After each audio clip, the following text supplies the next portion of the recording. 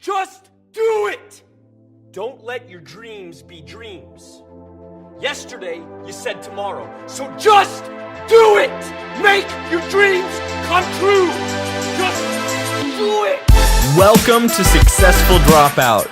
This podcast is for the outliers, the innovators, the rebels, those that dare to dream and act on their dreams. I'm your host, Kylon and Gienger.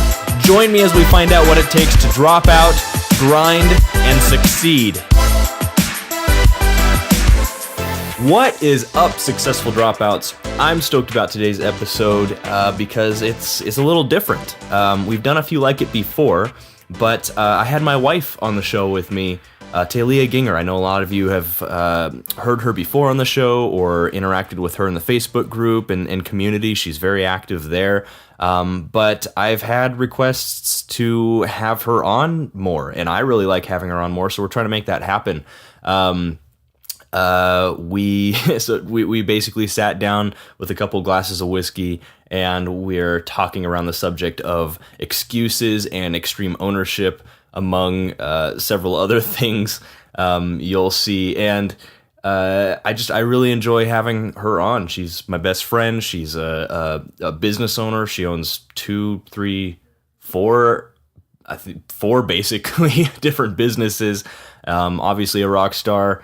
And I hope you guys enjoy it. If you guys want to hear her more and have her on more, feel free to let me know. Shoot me an email at kylon@successfuldropout.com or connect with me on Facebook or in the Facebook group, facebook.com/groups/successful dropouts, or just search for Successful Dropout or Successful Dropouts in the search bar there at Facebook, and you'll find us immediately. So with that, I hope you guys enjoy. Let's get to it.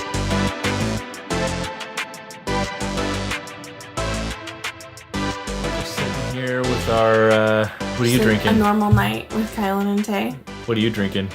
I've got whiskey and water. And I've got just straight whiskey. Also known as loose juice. Loose juice? Yeah. Did you just make that up? Yeah. I call it creative juice.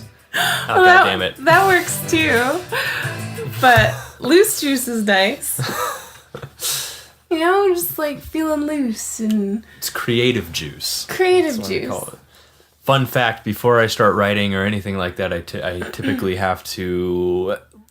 Like, at night is when I'm most creative for whatever reason. Like, the later it gets, the more creative and kind of loopy I get, which is great for creativity because you're not sort of stuck inside your head. You're not. It's great for everything. you for creativity because you get out of your head. Maybe not so great for you, but and then a little bit of whiskey with that goes a long ways. Yeah, it's true. Because you can't overthink when you're creating. You can't be analyzing everything. You just got to go for it. I know. Kind of like what we're doing now. We're just going. We're for going it. for Who knows what this is going to be about? Who knows? Maybe even after this, you're going to just write your book that you've been meaning to write. It's getting there. It's getting written. Okay, for people, I realize. So here's what happened. Because I know I made a post about this. I know you did. Like, I know, last year, and it's still gonna happen. Okay, like I would say like 20% of the book is written. Really? Yeah, 20%, like 20, maybe 25% is written. Wow. And 100% of it has been outlined. Right. Mm-hmm. But then I got this position working as kind of a contract CEO. I think I've talked a bit about that. That sort of has taken up a little bit more time. But now that's sort of settling down. I don't have to focus on that too much. So we can focus on, writing the Successful Dropout book. You want to know what I think about that? What? Excuses is say. Excuses. Okay, so that's an inside joke. Sorry. And we'll leave it at that. Or as Michael Scott from The Office would say, Shoot. I love inside jokes. I'd love to be a part of one someday. Yeah. That's all of you guys listening. I'd love to be a part of one someday. I love that show. Oh my gosh. But so I guess we lied, but it's not completely ad-libbed. We wanted to talk about excuses today. We have to have at least some topic to talk about. But excuses, I think, is a really important subject because they're very easy to make, but they're also very detrimental and damaging, I think, to not just your reputation, but your overall progression in life, whatever you're building or pursuing. Excuses are just toxic, even if they're good ones. So It's true. we were just going to talk about that really briefly because, and mainly we're talking to ourselves because we have a lot going on, and there's a lot of reason. We have a lot of good excuses that we could make. Sure. All the time. But that's why I always like to err on the side of, let's see if I can say it right. Under something, over deliver. Under promise, over deliver. Under promise, over deliver.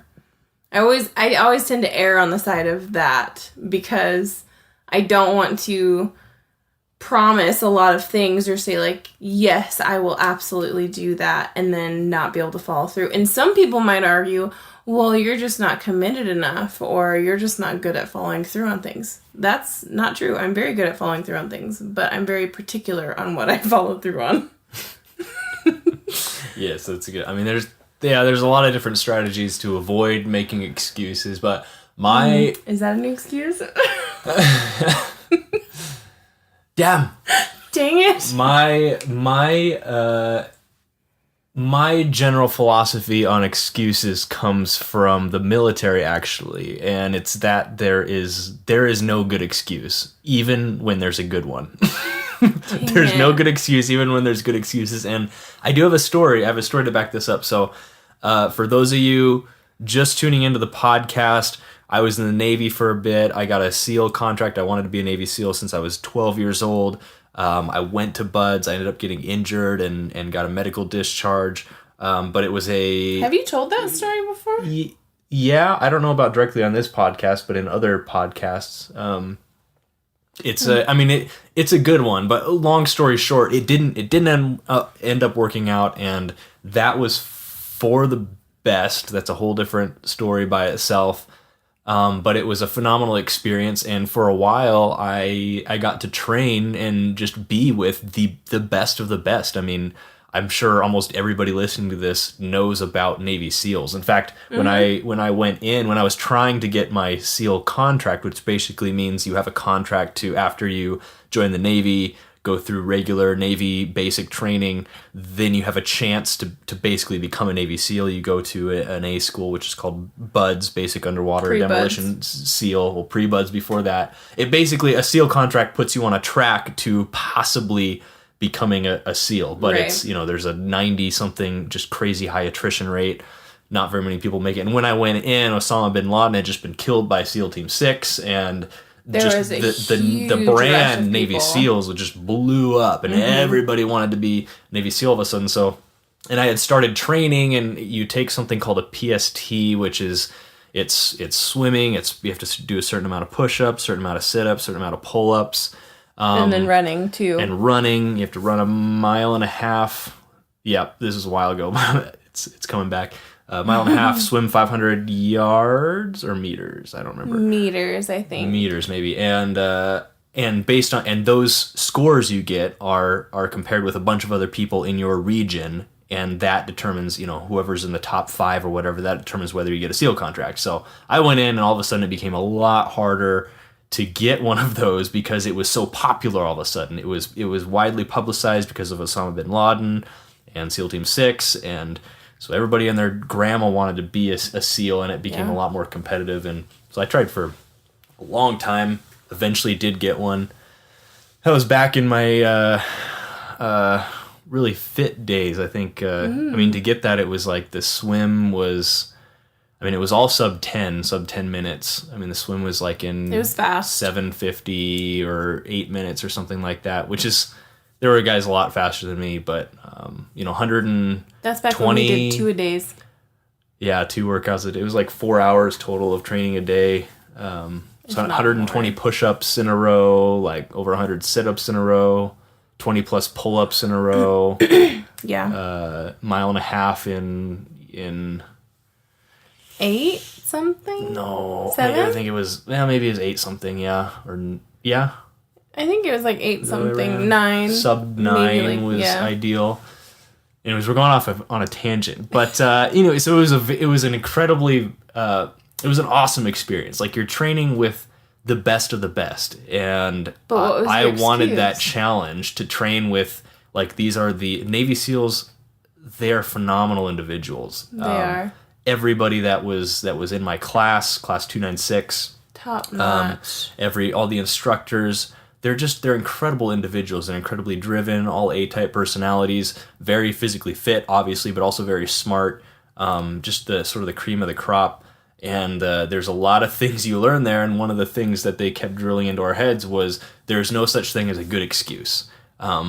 You were never allowed to make any kind of excuse, unless, in fact, you weren't even allowed to say sorry. I remember that very specifically, because they were always coming down on you. I mean, they just played all sorts of mind games. As a real, I don't want to cuss, but it was. I know what you're gonna say.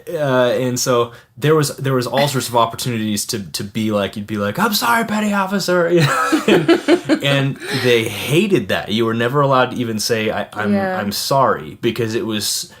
Saying I'm sorry was it was implying that you were sort of making an excuse, and just by saying sorry, it sort of healed everything, fixed everything, and there was never a good excuse for not achieving the desired results, or results that had been, we were commanded to achieve, basically. And I remember one specific time, it was like 4 a.m. Our first appointment of that day was in the classroom, because there's a lot of physical stuff, mostly physical, and then there's like classroom instruction where you get into some technical stuff and everything. And our one of our first appointments during the day was to be at a specific classroom at a specific time. So all of our commanding officers get us up, we prep for the day, ready for basically a horrific day of training. There's no other way to put it. And we all get in formation. We start jogging to this basically a classroom, and we get to this gate. And for whatever reason, the maintenance men, whoever's taking care of the facility, had locked the gate. There's a padlock on the gate, and it was blocking us from the compound where all the classrooms were at.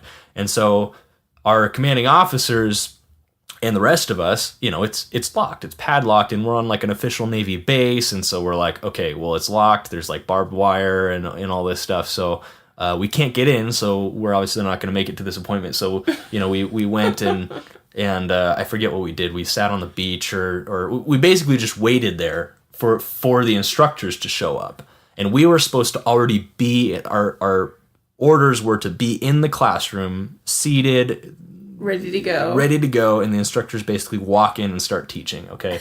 Well, the instructor showed up, and of course we're sitting all outside the gate, and he was not a happy camper, and we got beat for hours. And when I say got beat, it's push-ups, pull-ups, sit-ups, surf torture, all this stuff. Surf torture is basically you have to basically stay in the ocean until you're almost at the point of hypothermia, and we were just beat for hours after that. And then finally they unlocked the gate and let us into the classroom. We're soaking wet. They sit us down, and before we proceed with the planned lesson, they give another speech about excuses, and they're basically like, why weren't you here on time like you were supposed to be? And of course the our commanding officer, was like, well, there's a padlock on the gate. Maintenance men must have forgot to open it up early this morning or locked it behind them.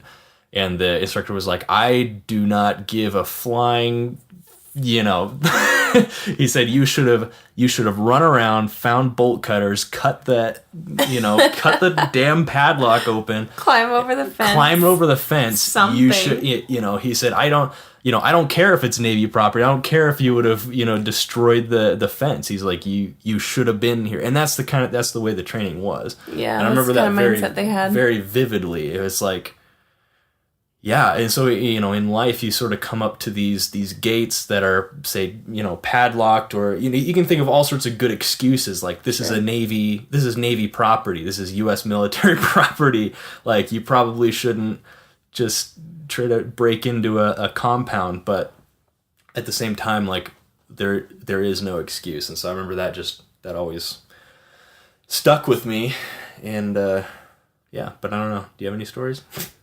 Well, I just have a question. I mean, like, lately, you've been getting a lot of emails and stuff like that from kids who are, having to talk to their parents. Let's call it, they're young adults. Sorry, young adults. Or adults. I'm sorry. Or students, all right. I'm getting up there in age, and so these youngsters. We're still in our 20s. It's not even up there. I don't know. We're getting all these emails from these youngsters. We feel old because of everything we've done. The wrinkles, yeah.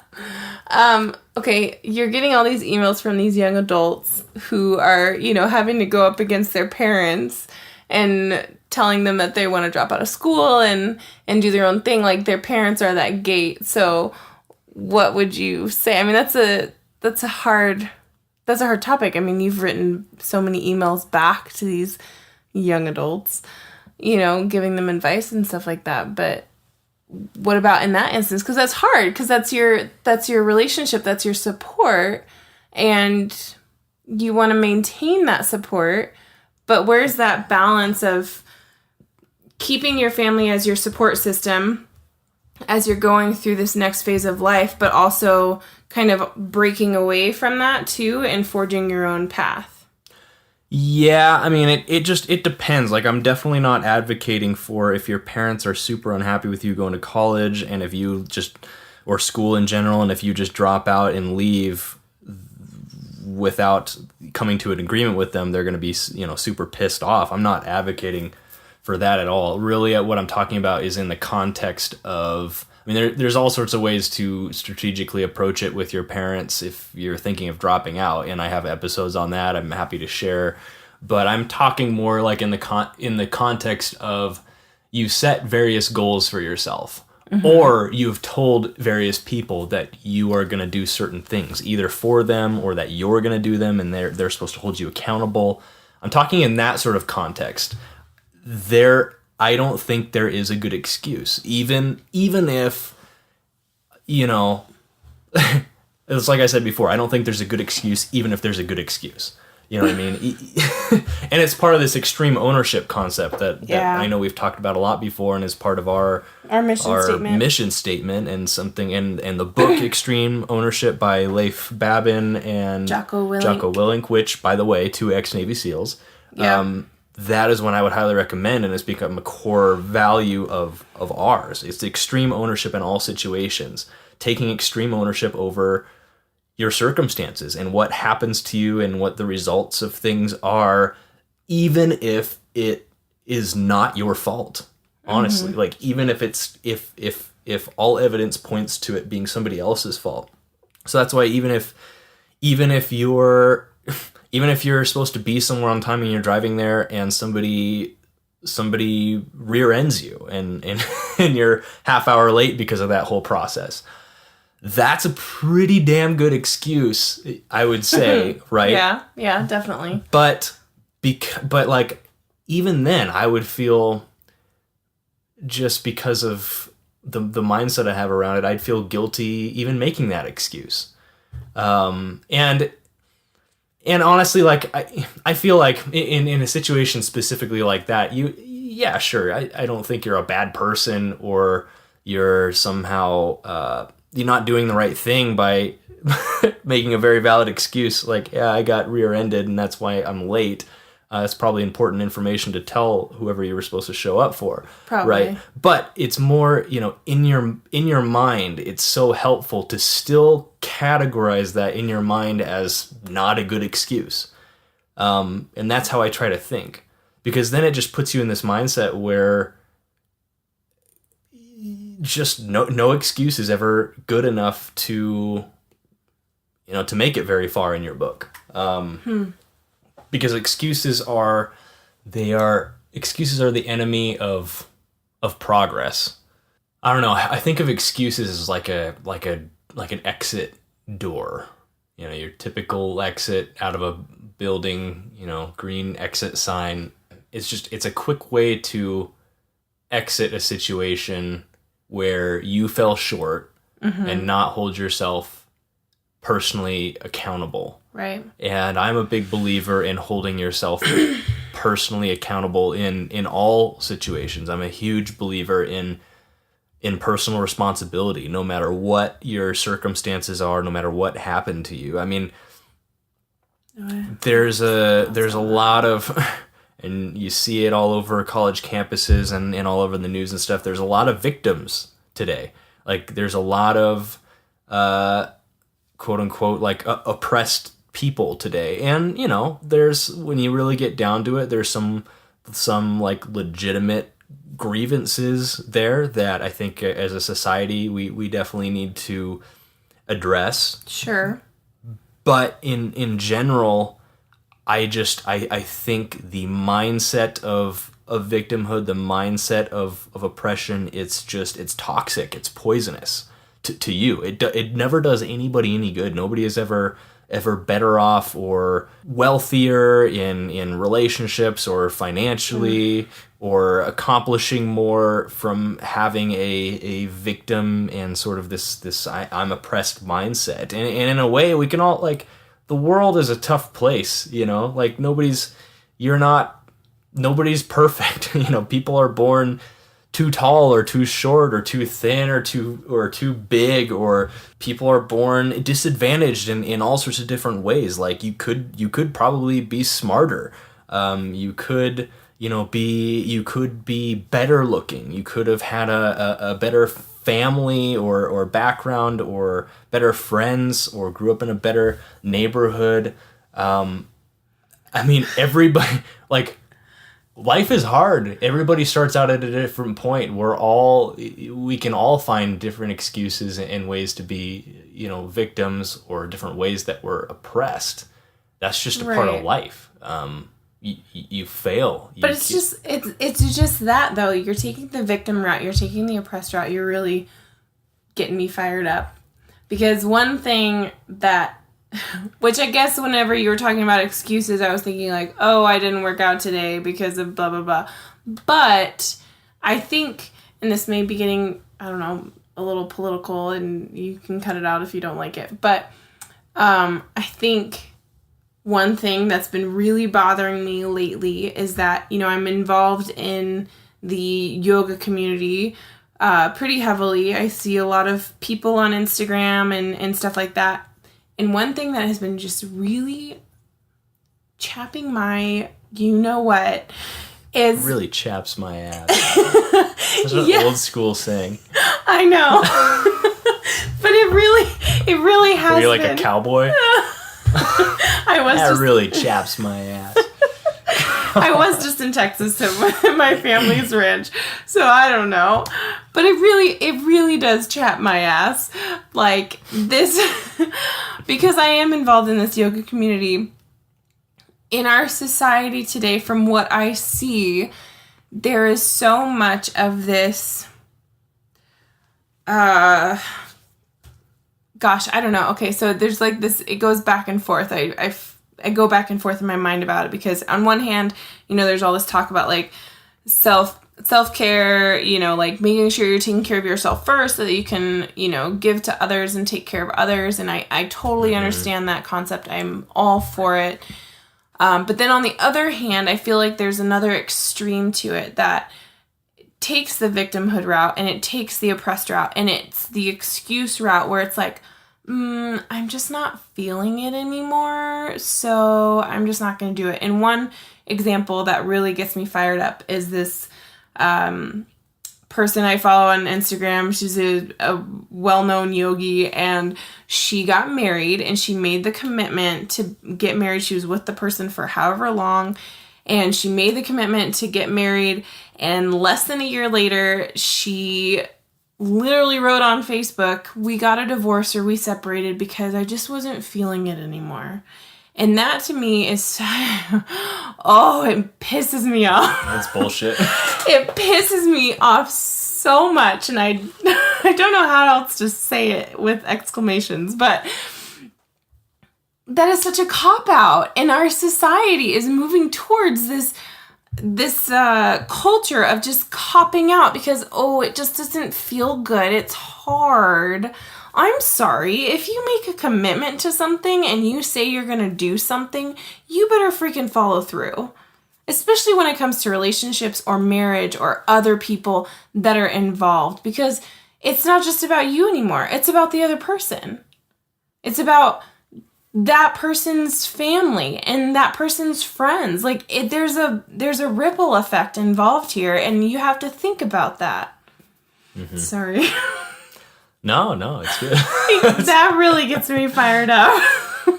Yeah, it's good. I remember you finding that post or whatever, and I was really ticked off. Being pretty messed up about it. Because it is, like, and look, I mean, we have people in our lives too that are, if we're on the relationship, topic, we have people in our lives that are going through some really tough times and divorce and stuff like that. And we're looking at those situations now, and it's like that's it, honestly, at the end of the day, like it's a good thing, and it's been coming for years. Right. But it's just, where do you find that balance of like, okay, I understand doing what's right for you and making sure that you're like in a healthy state, whatever that looks like, whether it's a relationship or not, and then, like not making excuses. Because I feel like just with, and maybe it's just with the people that I'm in, like the people that I follow because of the community and the businesses that I'm in. But, I just see it's like either just these two extremes. Because there are legit reasons to divorce somebody. No, I know. Or to break up with somebody. Exactly.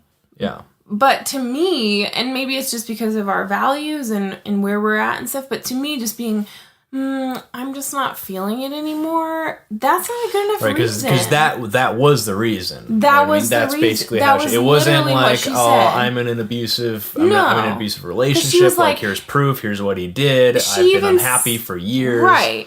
In the post, she was even like, he's great, he did nothing wrong, I still love him. And it's like, right.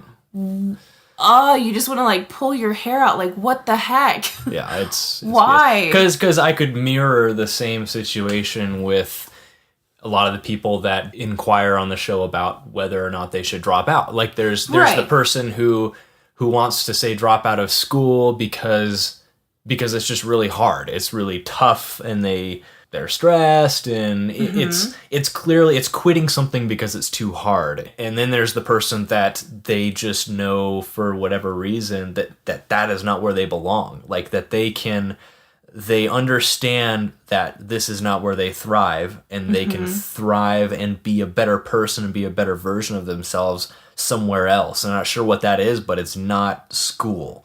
And, that's a better reason. Like, really, you should drop into something than just, drop out of it. So, I mean, because it is an interesting discussion on the distinction, or, where is that line between when you quit something, is it a good kind of quitting or a bad kind of quitting? Because there's both. You can quit an abusive relationship. That's a positive thing. You're a hero doing that. But and then or like quitting smoking, great thing, Yay. But quitting a relationship just because maybe you're not feeling it, because there's some you have to identify if it's like a shortcoming within yourself, like, or with the other, or with the situation at hand, maybe.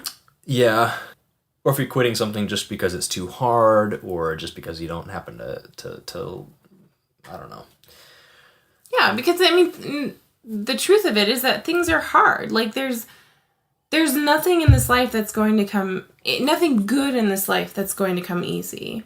Like I would say even for our relationship, I mean, we've gone through some hard times. Like, but see, you know, that gal that you're talking, I'm just playing devil's advocate. Okay. You know, she could be saying it's just really hard to be attracted to her husband. She was with him for like 8 years before they even got married. Yeah. That's what I don't understand. I mean, it's obvious that story is just it's BS. It was right, really but then there's other people out there. I get it. It was really a cop out, but you know where's the line? That's what I'm struggling with. Where's that line? And that's why I say, you know, it can be so. Sometimes that line can be so blurry. That's why I say I always prefer to err on the side of just trying my best not to make any excuses. At least in my mind, just there's no good excuse, and to try to take extreme ownership, like boy, I don't know if we want to get into this or let's get into it. Okay, what is it? We're a little well, it's only like half a glass of whiskey if I had a little bit, but no, this is actually a very serious subject because I remember you and I not too long ago, we're still a little ways off from kids and stuff. I mean, we're still in our 20s. We have a lot that we want. A little ways off. I mean, it's we can talk about this later. but I remember you and I had a very serious conversation because it was right around the time when there was a lot of posts on social media about, you know, abortion and rape and all that stuff, you know, just very tragic things, and we don't have to go too deep into this. But I know you and I were talking about, like, we like to just play hypothetical situations and, like, what would we do and what does that say about us? And we were talking about what if, God forbid, and this will never happen since I carry and would, you know, shoot anybody on sight. But God forbid, you know, if you were raped and got pregnant as a result, right? And you know, what would I do? What would we do? What would we decide to do? And we decided, and God forbid this would ever happen, but if that situation did happen, we decided, according to our values, extreme ownership. You know, I wouldn't choose to abort. I wouldn't choose to walk away from that situation in any capacity. And you know, we both wouldn't choose that. Yeah. And we would take, you know, extreme ownership again over that situation and raise that kid. Like, and I'm saying, you were like, so quick to say that too. I mean, yeah, it didn't feel quick in my mind because I'm like. I mean, that would be an unbelievably tough thing to do. That'd be incredibly hard. But at the same time, like, I know it's a potential life there, and it's not that, you know, kid's fault, like what happened, and you know, it wouldn't be your fault what happened, and you know, I just can't see a reason why. And again, it's this concept of extreme ownership. And I realize that, again, this might seem a little extreme to some people listening. That's why it's called extreme ownership. Well, yeah, and everybody's entitled to their opinions. This is my podcast, so I'm just sharing. I'm sharing what I believe and what you get to say what you want to say. I get to say what I want to say. I don't think any different. You know. If whatever your stance on abortion, you know, anything like that, God, right. I can't believe this went from a podcast about excuses to we're abortion. This went deep real fast. But whatever your opinion is, we might have differing opinions. I'm fine talking about that, discussing with that. I don't choose to not associate, or I don't think negatively about anybody who has a differing opinion than mine. But I personally believe that don't really believe in abortion. I'm pro-life in just about every aspect. But really, when we were talking about this potential scenario, it didn't become a pro-life, It was more pro-choice of issue. our core values. It was and what like we believe. it was like an extreme ownership versus not extreme ownership issue, and extreme ownership, again, being a value of ours. It's taking responsibility and ownership for the things in your life, even if they're not your fault or brought around by you. And so and that would apply on top here. of that too, we kind of have like a motto, kind of ish. We don't like say it out loud or anything, but with extreme ownership, it most often means doing the harder thing, like doing the tough thing, the thing that doesn't always, feel good, but has the most reward in the long run. So Yeah. And Absolutely. I'm just saying, you'd be such a good dad. Gosh. You guys should comment if you think Kylon would be such a good dad. No. You're so gonna cut Everybody this out, listening, you are my children. Oh my gosh. That's a little weird. Maybe I should cut that part out. You, my children. Not in that way. I just mean I pay enough Lord? attention to this community, and I care enough about this community. Like, it feels like it replaces that hole, in my life that might otherwise be taken up by children, right? You guys are gonna listen next week, and it's just gonna be like, "Welcome, my children." No. To successful dropout. I don't mean it like that. I just mean like, come follow me. I on already this have journey. a large group of individuals that I really care about and want to pay attention to and help succeed. And so I feel like kids would just be a distraction from the Whatever. successful dropout community. Side note: I told Kylon the other day because I was thinking about this when I was in Texas. And we get a lot of comments or questions about, what do I say to my parents because they want to drop out of school and all this stuff. And I asked him the other night, I was like, do you think we're going to be those parents where if our kids want to go to college, they're going to be nervous about coming to us to tell us that they want to go to college? It's just the opposite. It's complete opposite. Probably. Yeah, probably. You're like, Dad, I really would like to go to college. I need to have a serious talk with you. Oh, no. You want to go to college? What is wrong with you? Oh, jeez. Yeah. Sorry. Well, so maybe we should start summing it up, but... let's wrap this baby up. Because, boy, we've gone from the military and talking about no excuses to abortion and all that stuff. But Taking them for a ride. It's all to illustrate this point that extreme ownership, I think, and just this philosophy of no excuse is a good excuse, even a good excuse, is just... It's always tough in the moment, and sometimes it doesn't make sense. But what I found over time is it's a really valuable mindset to have,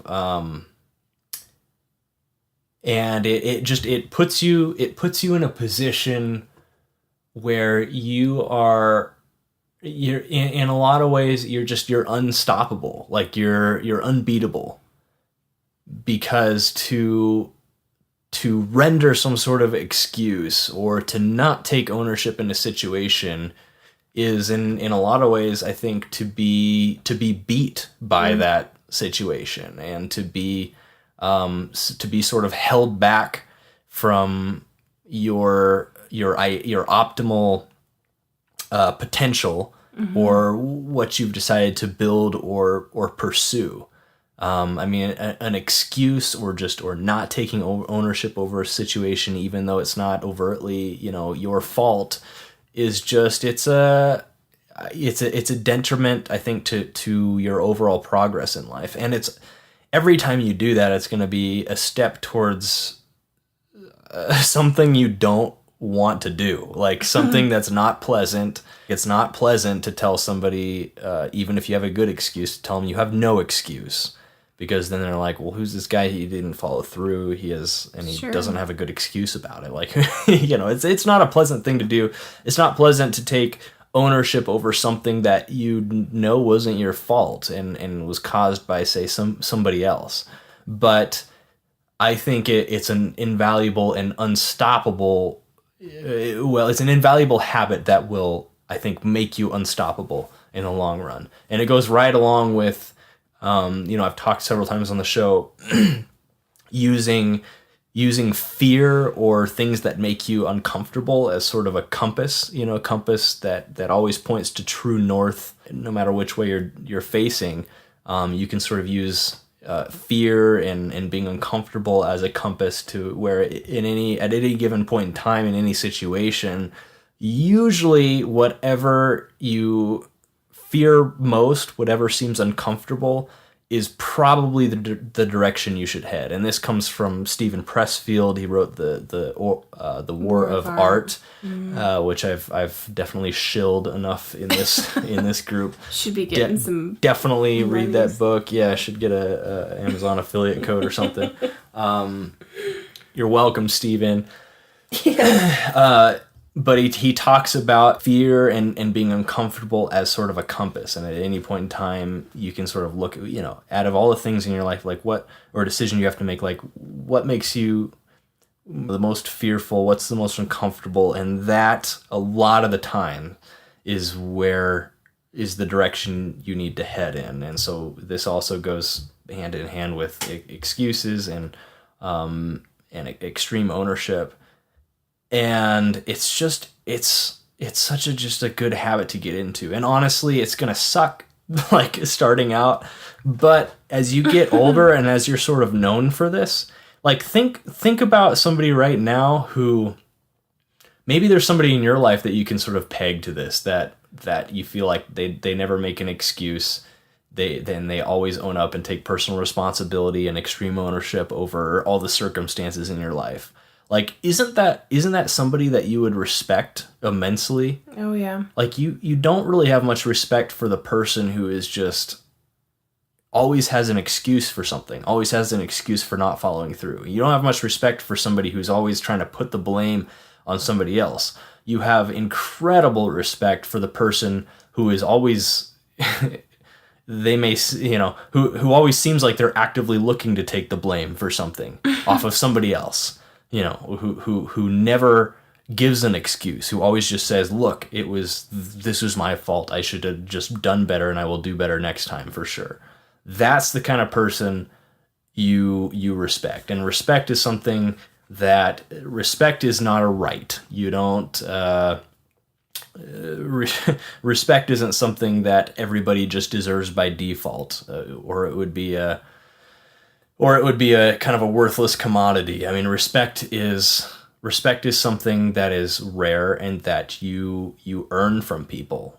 You can't force it from people. You have to earn it from people. And I think a great way to earn respect is to never make excuses and to take extreme ownership in all situations. So,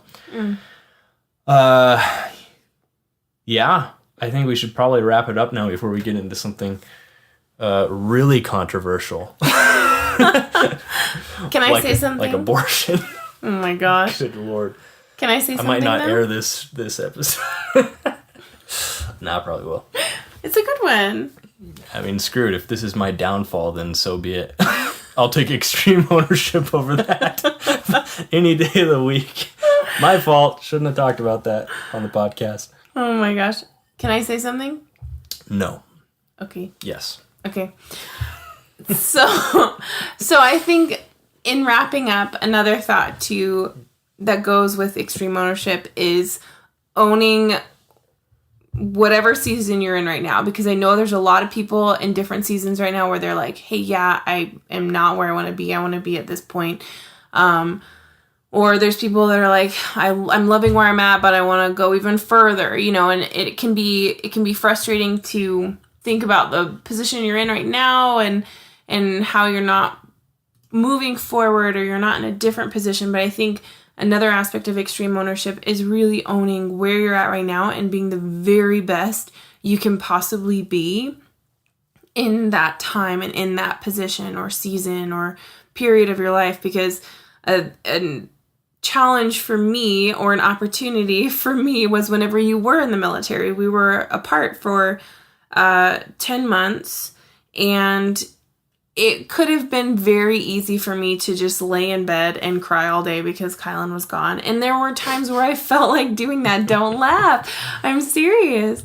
I just love you so much. But there were times where I really felt like doing that. But, you know, I was in that period, and I was like, that's not going to, one, help me, or it's not going to change my situation. And two, that's not going to help Kylon or make him feel confident about where he's at if his wife is crumbling on the floor. That's true. Back home, you know? So, like, own where you're at, be confident in that, and know that it's a season. Its time will too pass, but be the very best that you can be in that season and really own it. Because if I wouldn't have, it would have, I think, strained our relationship even more and made it even more challenging for whenever you were gone. And instead of that, I worked really hard, and I stayed busy, and I hung out with friends, and I developed relationships, and I just kept pushing forward, knowing that at one point we were going to be living together again, and that's what I could look forward to. Yeah, possibly. I mean, if they wouldn't have killed me and oh my god, or something. Stop! Killed you in training. No, but I mean, you're absolutely right. I mean, whatever season you're in, own it. Again, yeah, extreme ownership. I mean, if you're a broke dropout living in a basement with 5 other people eating top ramen, own it. Own that. Own that. Be the best broke dropout there freaking is. Or at least make the best top ramen there ever was. Yes, by the way, I have a fantastic recipe for you. We'll just shill the Facebook group a little bit. Successful Dropout. The Successful Dropouts Facebook group. I posted a pretty bomb top ramen because I've been there too, you know? Like we were there like our whole first year of marriage. I think people, if you've listened to the show long enough, you're aware that 2017 was really the year that our businesses and the things that we've been doing for the past several years, we've started to see a bit of the fruition from all that effort and all the blood, sweat, and tears. And so it's an exciting season in our lives where we're starting to see things pay off a little bit. But man, there were years of just barely making anything and just barely surviving on what money we had. And now we only eat top ramen once a week. Yeah, we still definitely eat top ramen, but at every season. And it's like, it's not to say we did this, like extreme ownership, not making excuses. This is something that just the last four years or so, but in every season you got to own it and be the best you can be, and to understand that life happens in seasons. There will be a season when you are broke and tempted to be depressed and you don't feel like there's much going on in your life, but you have to be the very best you can be at that and keep pushing for more and better, and view success as not an option or something you get lucky at, but view success as a duty, something that's non-negotiable for yourself or your family. And eventually you'll reach another season where you're finally starting to see the light, you're building, you're growing something, and starting to see the light at the end of the tunnel. You're not having to live off of just buying and eating ramen all the time, and then eventually you'll start to spaghetti. Yeah, things will start to pay off a little more. But if at every stage you're just taking that ownership, then and believing that it's truly believing that your circumstances right now are a direct result of your decisions and are completely under your control. You can decide whether or not to stay or get out of the current situation you're in. It doesn't mean it'll happen tomorrow, but it will happen. Again, seasons. Seasons can last weeks, months, years. But again, just a valuable mindset to have. So with that, we're at almost an hour here. So we're going to wrap it up. Yep. we'll sign off here. So with that, just remember to stay hungry, stay foolish. For more information about how to drop out, grind, and succeed, go to successfuldropout.com. I also love questions. If you have a question about anything we talked about today, I want to hear from you. Go to successfuldropout.com and click the Ask Me a Question link at the top of the page.